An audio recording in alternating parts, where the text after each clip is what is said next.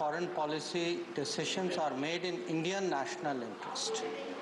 So there's no question of linking the Ukraine situation to issues of trade. Where our own position on Ukraine is concerned, it is very clear, sir. One, that we call for immediate cessation of violence and end to all hostilities. We stand for peace. For more on this, we're now joined by Srikanth Kondapalli. He was the Dean of the School of International Studies over at Jawaharlal Nehru University. Good to have you on the show.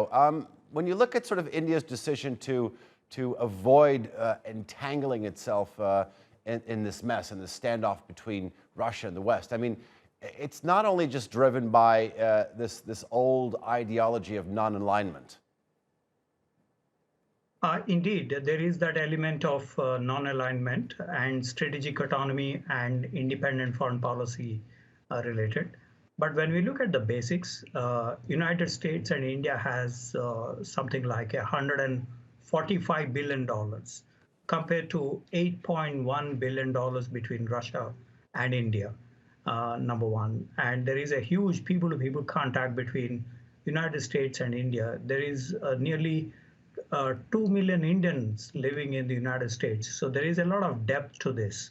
Of course, just prior to Mr. Lavrov's visit, there is also the UK Foreign Secretary Elizabeth Truss visited New Delhi, and also the National Security Advisor of the United States, Mr. Dalip Singh, is in Delhi just before the talks with Mr. Lavrov.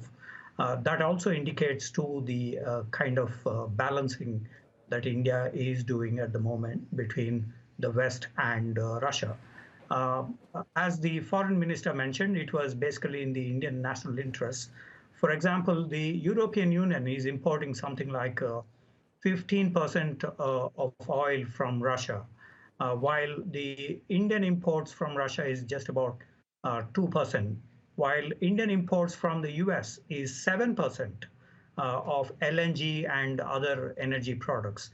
So nowhere in comparison when we look at the India-Russia relations, except of course in terms of the arms transfer, and India had purchased something like $52 billion of arms from Russia so far. Over 70% of the Indian inventory is made up of the Russian arms. So that is of course the depth of the India-Russia relations.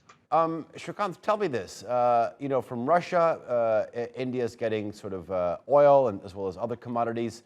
You forgot to mention China in your first answer. I have to throw China in this mix because it's looking to sort of get some sort of easing of the military confrontation on the Himalayas with China. When it comes to the United States, you have mentioned India is looking to modernize its defense industries. I mean, do you think that this is going to be a difficult balancing act to sustain?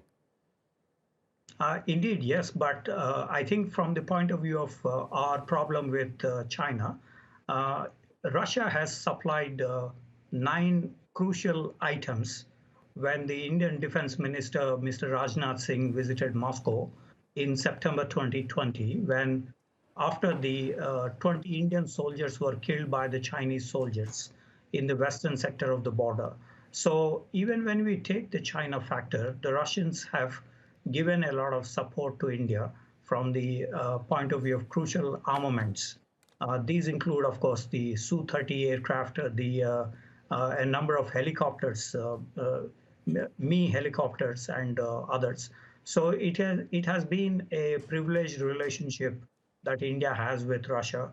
In fact, the 2+2 dialogue that India has with Russia is also reflected with Japan, US, and Australia.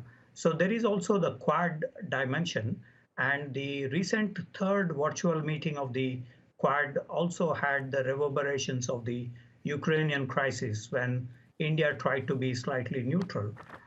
So China factor is crucial in this India-Russia relations as well. Although Russia-China relations are good, they have a strategic partnership in 2001. Yet I think the China factor is also in the background. Okay, Srikanth Kondapalli, thank you very much for coming on the NewsHour. I do appreciate the analysis. Thank you.